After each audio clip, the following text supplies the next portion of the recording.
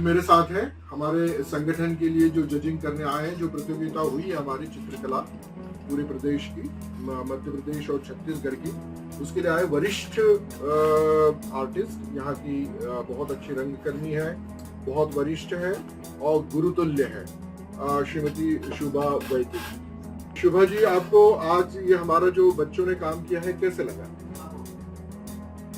हर कला अच्छी ही रहती है तो काम भी अच्छा ही था। मैं बचपन में चली गई कहीं कि मैं जब छठी क्लास में थी या मैं बचपन में ऐसे कॉम्पिटिशन में भाग लेती तो मेरी सोच क्या थी, ऐसे लगा कि मेरी सोच तो ये रहती नहीं थी।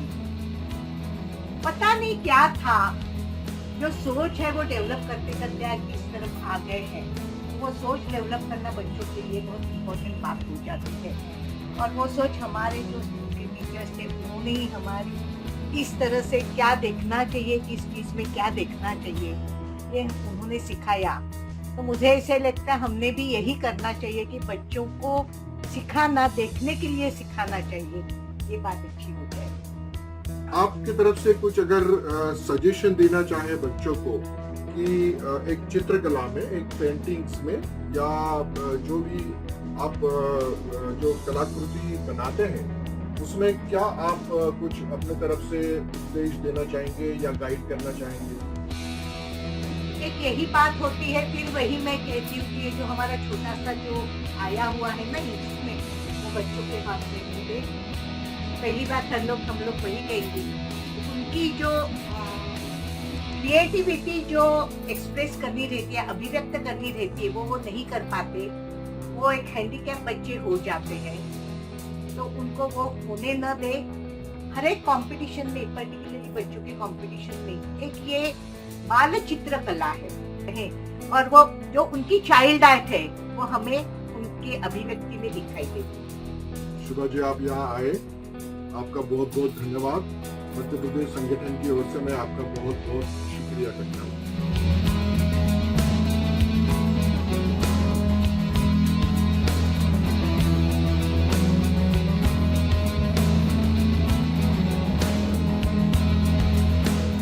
आज हमारी दूसरी जज जो आई हुई है परीक्षक, श्रीमती मधु शर्मा जी, बहुत सीनियर आर्टिस्ट है, यहाँ पे बहुत काम किया हुआ है, इंदौर और मध्य प्रदेश और भारतवर्ष की भी जानी मानी हस्ती है इस क्षेत्र की, कला क्षेत्र की।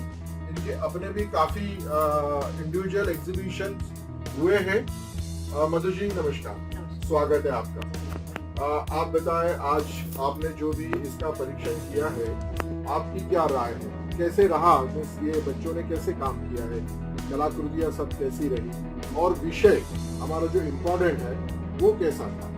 विषय तो अपनी जगह में बहुत अच्छा था, क्योंकि देखिए ये आज जो सबसे बड़ा मुद्दा ये वाला जो आपने विषय दिया है पर्यावरण, ये बहुत ही जागरूक करने वाला है और इसको लेके एक अच्छा वो होता, हर ग्रुप के लोग थे, हर एज के लोग थे, तो बहुत खूबसूरत काम भी हुआ है। लेकिन जो कई सिमिलर चीजें हुई हैं पर उसको अपन एक तरफ रखते हैं क्योंकि कोई आर्टिस्ट तो है नहीं, है ना, तो वो सब लोगों ने अपने हिसाब से जो भी इधर से कहीं से भी लेके जो काम किया है, लेकिन काम करना और उसमें एक जो अपना एक अलग से डालना, कुछ लोगों ने जो अपना अलग से सोच है वो डाली है, वो बहुत खूबसूरत डाली, जो हम लोगों ने देखी, जो हमने उनको प्राइज भी दी है, जो अलग तरीके का काम हुआ है, तो वो उसको अलग प्राइज से भी लोगों ने जी। जनरली होता ये है कि चाइल्ड आर्ट में एक बच्चों की साइकोलॉजी बहुत डिफरेंट होती है, वो थॉट डिफरेंट होता है। क्या आपको वो थॉट, वो कंसेप्ट जो बच्चे सोचते हैं, ऐसे आपको कुछ पेंटिंग्स में यहाँ मिले? कुछ आपको कुछ पेंटिंग में बराबर मिले, पर अभी हमारे जैसा सोचा कुछ आई है, उसको देख के मेरे को लगा कि हमें बच्चों को जो सामान्य जो घर में जो चीज़ें होती हैं उनसे जोड़ना सिखाना चाहिए। वो कौन करेगा? वो घर में माता पिता थोड़ा बहुत कर सकते हैं, थोड़ा टीचर कर सकते हैं, क्योंकि ये हर चीज़ से जोड़ना है। जैसे कोई भी एक छोटी सी चीज़ हमारे यहाँ पड़ी हुई है और उसको देखना सिखाना, ये जिम्मेदारी टीचर की भी हो जाती है, जो आर्ट टीचर होते हैं वो भी हो जाता है। कुछ माता पिता को भी सिखाना चाहिए कि ये चीज़ ऐसी है बेटा, और इस तरीके से कि उसका शेप ये है, हम उसको अलग तरीके से हर अलग दृष्टिकोण से देखेंगे। अब वो माता पिता वो नहीं रहेगा जो पुराने जमाने में थे। अब माता पिता भी थोड़े बहुत जागरूक हो, कुछ चीजें वो देखते रहते हैं तो अपने बच्चों को एक नई सोच दी ताकि उससे जुड़ना सीखे। लोग जुड़ेंगे तो वो मोबाइल में जो देख के काम नहीं करेंगे, वो अपनी सोच से काम करेंगे। तो एक सोच उसमें आ जाएगी जो उनकी अपनी मौलिक। बहुत अच्छी बात कही आपने। आप यहाँ आए, अपना समय दिया। मध्य प्रदेश दिगम विजयन सहितवाल संगठन की ओर से मैं आपका बहुत बहुत शुक्रिया अदा करता हूँ। धन्यवाद। आपका भी धन्यवाद, बहुत बहुत लोगों का भी जो देखते हैं उनका भी धन्यवाद।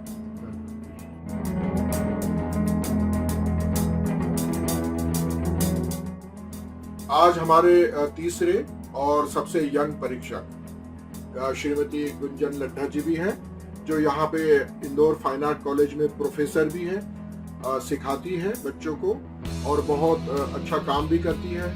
इनकी पेंटिंग्स, इनकी कंपोजिशंस बहुत अच्छी है और ये आज हमें परीक्षक मिले हैं।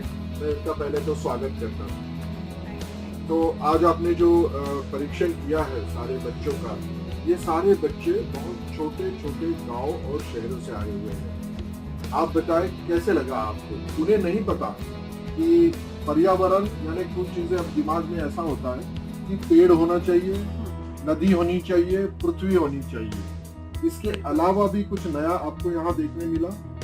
काफी कुछ था। एक तो सबसे पहले मैं अपने आप को कनेक्ट कर पा रही थी। मैं खुद एक छोटे से शहर से हूँ और इंदौर में आकर के एक अलग फील्ड में आना, फिर उस जगह पर अपना एक नाम जो भी थोड़ा बहुत कर पाई हूँ। तो शुरुआत शायद मेरी भी इसी तरीके से हुई थी। तो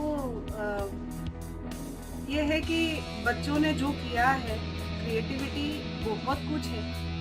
छोटे बच्चे हैं, उस हिसाब से काफी सारा कुछ था, लेकिन कहीं ना कहीं जैसा मेरे दोनों सीनियर्स ने कहा है, टेक्नोलॉजी बहुत गलत तरीके से इम्पैक्ट डाल रही है बच्चों पे। मैं जब कॉलेज में पढ़ाती हूँ तो मेरी क्लास में मोबाइल अलाउड नहीं होता। मैं बिल्कुल बोल देती हूँ कि आपको जो कंपोजिशन करना है, मैं जो भी थॉट दूंगी आपको खुद से ही निकाल के लाना है, मोबाइल बाहर है।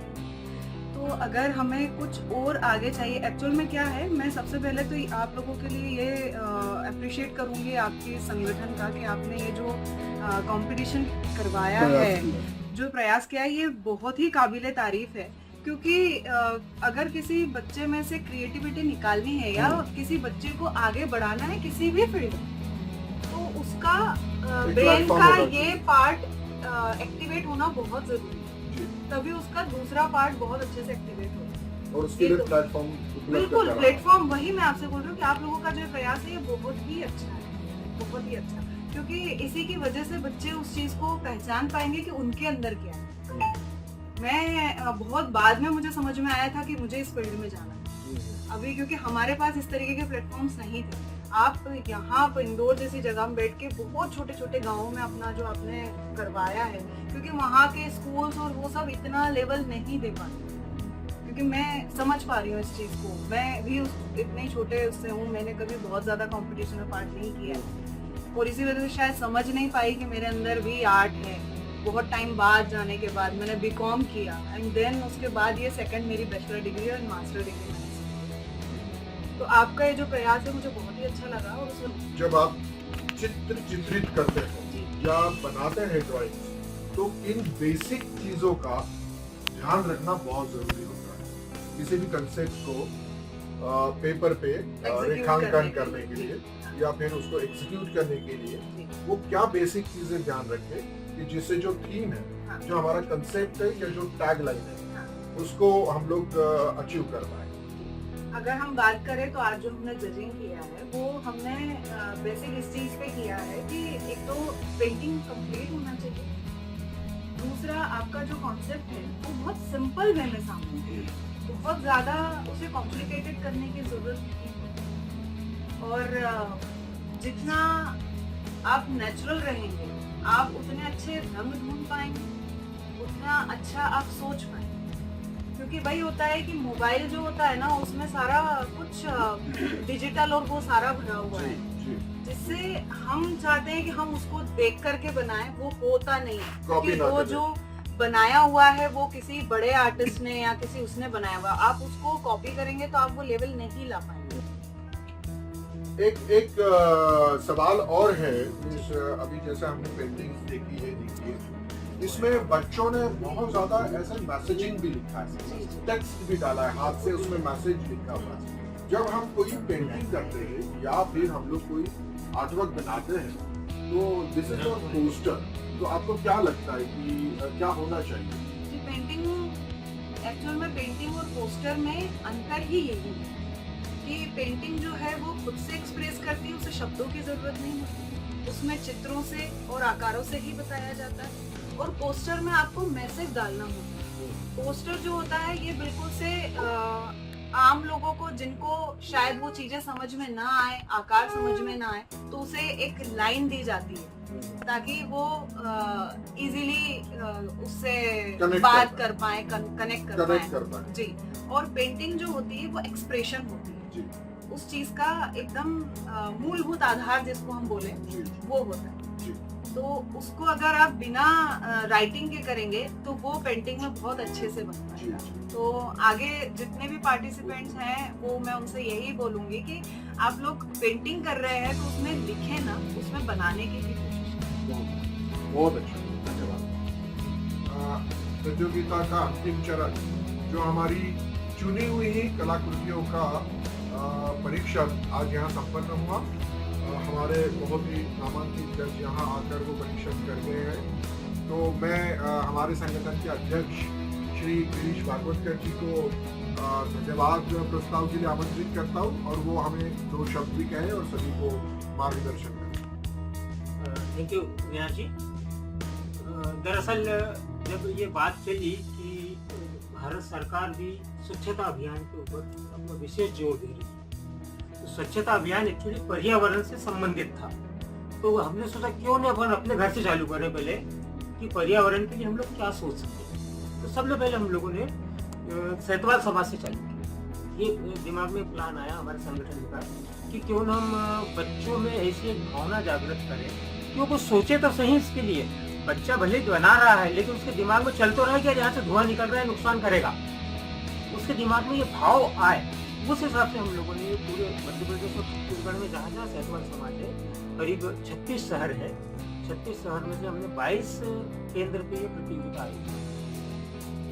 तो आज मेरा एक इतना मानना ये था कि मेरे पास 380-400 के लगभग कैंडिडेट थे, तो वो उनका परिवार से जागृत हुआ, इस भावना से वो जागृत हुआ और परिवार के साथ में मेरे जितने पर्यवेक्षक थे उनके घर में और उनमें भी भावना जागृत हुई। तो मेरा ये मानना है कि सैतवाल समाज के लगभग 80% लोगों में ये भावना आ गई है कि पर्यावरण के ऊपर हम लोग को क्या सोचना चाहिए और क्या करना चाहिए। ये हमारा एक मूल उद्देश्य है। यानी इतने लोग आ गए हैं तो हमारा एक लगा कि हमारा मिशन सक्सेस हुआ और आप लोग आए और आपने देखा और आपने जब बताया कि वास्तव में मूल भावनाओं का जो भाव जागृत हुआ है और उसने बनाया है उस चित्रों में, तो हमारा दिल बिल्कुल प्रसन्नचित हो गया कि नहीं, हमारा प्रयास जो था वो सफलता की ओर अग्रसर है। आप लोग यहाँ आए, हमें सहयोग दिया, मार्गदर्शन दिया, उसके लिए बहुत बहुत आभार। आज यही ये कार्यक्रम संपन्न होता है। आप सबका बहुत बहुत धन्यवाद। अब हम मिलते हैं 10 तारीख को GSI MR में प्रदर्शनी के। जय जय।